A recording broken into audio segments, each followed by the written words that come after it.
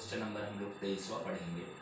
एक अनंत आवेश से 2 सेंटीमीटर की दूरी पर विद्युत क्षेत्र का मान दिया गया है और अनंत आवेश का रेखीय घनत्व हमको निकालना है। तो यहाँ पर दूरी r बराबर 2 सेंटीमीटर मतलब 2 गुणे 10 की घात -2 मीटर और विद्युत क्षेत्र का मान E बराबर 9 गुणे 10 की घात 4 न्यूटन पर कूलम दिया गया है। अब आप लोग जानते हैं अनंत लंबाई वाले तार के कारण उत्पन्न विद्युत क्षेत्र का सूत्र E इक्वल टू याद करो तो आप लोग पढ़े थे लेमड़ा बटे 2f(0r) या इसी सूत्र में आगे आपको नोट करके लिखाया था 2k लेमड़ा बटे r, जहां पर के कूलम नियतांक है। यहाँ से हमको लेमड़ा का मान निकालना है तो लेमड़ा का सूत्र बनाएंगे तो E गुणे r बटे में 2k, E का मान रख दिया, R का मान रख दिया, 2 गुणे K का मान रख दिया। E का मान 9 गुणे 10 की घात 4, फिर गुणे R का मान 2 गुणे 10 की घात -2 बटे में 2 गुणे K का मतलब 9 गुणे 10 की घात, यहाँ 9 से 9 कैंसिल हो गया, 2 से 2 कैंसिल हो गया, यहाँ कुछ नहीं एक बचा गुणे 10 की घात -7। कैसे आया देखना,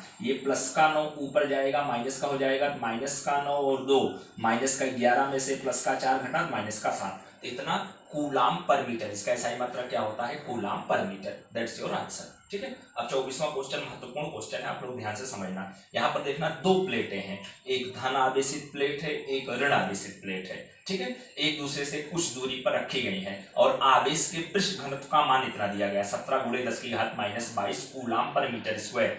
तो पहले प्लेट के बाह्य क्षेत्र में, दूसरी प्लेट के बाह्य क्षेत्र में और दोनों प्लेटों के बीच में उत्पन्न विद्युत क्षेत्र की तीव्रता हमको ज्ञात करना है। तो पहले प्लेट के बाह्य क्षेत्र में, तो ये पहली प्लेट है कि बाह्य क्षेत्र में मतलब यहाँ किसी बिंदु पर, ठीक है। अब इस बिंदु पर उत्पन्न विद्युत क्षेत्र की तीव्रता, तो जो विद्युत क्षेत्र की तीव्रता होती है, जो धनात्मक आवेश होता है उससे विपरीत दिशा में होता है, मतलब पहली प्लेट के कारण से उत्पन्न विद्युत क्षेत्र की दिशा E1 यहां पर होगा। देख रहे हैं पहली प्लेट के, ये प्लेट नंबर 1 है, ये प्लेट नंबर 2 है, तो पहली प्लेट के कारण से विद्युत क्षेत्र E1। अब दूसरी प्लेट ये देखना ऋण आवेशित है के कारण से इस बिंदु पर उत्पन्न जो विद्युत क्षेत्र होता है जस्ट विपरीत दिशा में, मतलब कि जो धन आवेश होता है उसके विपरीत दिशा में होता है। दूसरी प्लेट ऋण आवेशित है तो जिस दिशा में इसकी होगी वही दिशा इसकी होगी, E1 और E2। इसलिए यहां पर देखना परिणामी विद्युत क्षेत्र निकाला गया है पहली प्लेट के बाह्य में E = E1 + E2। अब यहां पर अनंत विस्तार वाले समतल के कारण उत्पन्न विद्युत क्षेत्र का सूत्र लगाना है, तो सिग्मा बटे 2f(0) हम लोग सिद्ध किए थे। तो E1 धन प्लेट के लिए सिग्मा बटे 2f(0) प्लस E2 ऋणात्मक प्लेट के लिए माइनस सिग्मा बटे 2f(0). ठीक है, तो यहाँ प्लस माइनस माइनस हो जाएगा, दोनों समान है, कट जाएंगे, यहाँ जवाब क्या आएगा, 0 आएगा। अब इसी तरह से दूसरी प्लेट के बाह्य क्षेत्र में मतलब यहाँ पर, और जो विद्युत क्षेत्र की दिशा होती है वो धन प्लेट की ओर होगी। यहाँ पर देखना धन प्लेट के कारण से उत्पन्न विद्युत क्षेत्र की दिशा E1 इस डायरेक्शन में होगा, ऋण प्लेट के कारण से उत्पन्न विद्युत क्षेत्र की दिशा E2 इस डायरेक्शन में होगा।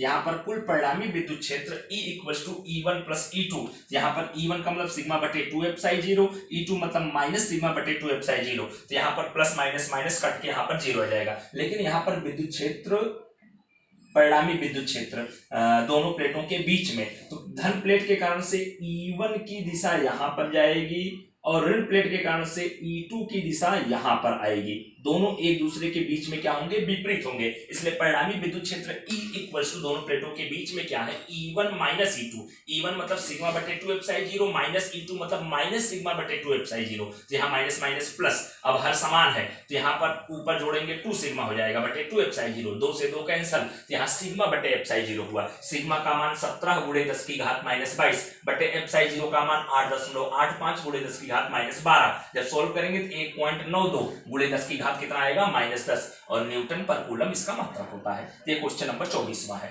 अब क्वेश्चन नंबर 25वां अतिरिक्त अभ्यास प्रश्न का एक पहला प्रश्न है, इसको हम पढ़ेंगे और बाकी अतिरिक्त के प्रश्न पढ़ने की कोई आवश्यकता नहीं है। और जब आपका खुलेगा क्लास में, मैं बाकी जो भी बचे रहेंगे उनकी चर्चा मैं कर दूंगा। अतिरिक्त अभ्यास प्रश्न का यह प्रश्न महत्वपूर्ण है, इसलिए कह रहे हैं एक तेल की बूंद है, उसमें 12 इलेक्ट्रॉन अधिक है।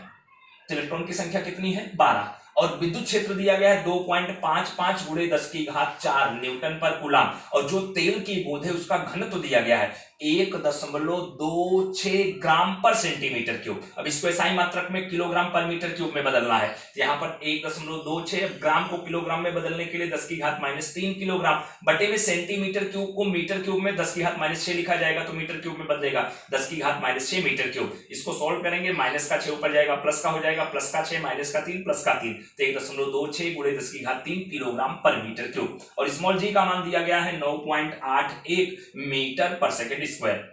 ठीक है, अब ये जो बूंद है तेल की, ये विद्युत बल के कारण से संतुलन की स्थिति में वहां पर रहती है। यहां पर जैसे मान लीजिए तेल की बूंद है तो उसका वजन mg नीचे की ओर कार्य करेगा और विद्युत बल ऊपर की ओर कार्य करेगा। Fe मतलब इलेक्ट्रिक फोर्स, विद्युत बल, तो संतुलन की स्थिति में Fe बराबर mg, तो F बराबर QE होता है। m मतलब द्रव्यमान बराबर आयतन गुणे घनत्व इंटू g।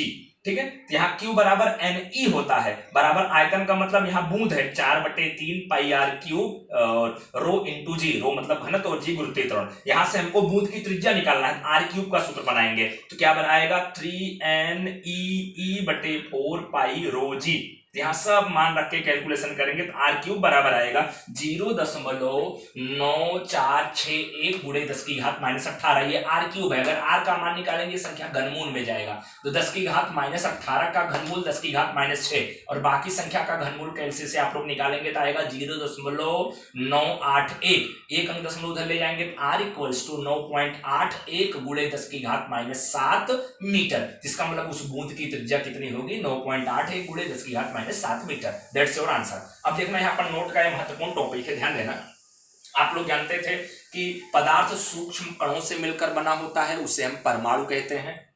ठीक है, और परमाणु जो है मुख्य रूप से इलेक्ट्रॉन प्रोटॉन न्यूट्रॉन से बना होता है, लेकिन इलेक्ट्रॉन प्रोटॉन न्यूट्रॉन भी सूक्ष्म कणों से मिलकर बने होते हैं, और जिससे बने होते हैं उन्हें हम क्वार्क कहते हैं। वैसे क्वार्क के कई प्रकार हैं, लेकिन यहाँ मुख्य रूप से हमको 2 प्रकार के क्वार्क पढ़ने हैं। एक अप क्वार्क जिसको U द्वारा दर्शाते हैं और जिसका आवेश होता है प्लस का 2/3 E, और दूसरा डाउन क्वार्क जिसको स्मॉल d द्वारा दर्शाते हैं, जिसका आवेश होता है -1/3 E। अब इसी क्वार्क के आधार पर इलेक्ट्रॉन का प्रतीक, तो इलेक्ट्रॉन का प्रतीक होता है DDD, मतलब इलेक्ट्रॉन 3 डाउन क्वार्क से मिलकर बना है। अब यहाँ पर देखना, इलेक्ट्रॉन का आवेश -E होता है, आप लोग जानते हैं। अब एक डाउन क्वार्क में -1/3 E, यहाँ 3D है, -1/3 E, -1/3 E, -1/3 E, सोल्व करेंगे तो -E आपका आएगा, इसलिए इलेक्ट्रॉन का प्रतीक DDD होता है। और प्रोटॉन का प्रतीक होता है UUD, मतलब यहाँ पर क्या 2 अप क्वार्क और एक डाउन क्वार्क पाया जाता है। अब एक प्रोटॉन का कुल आवेश प्लस E होता है, अब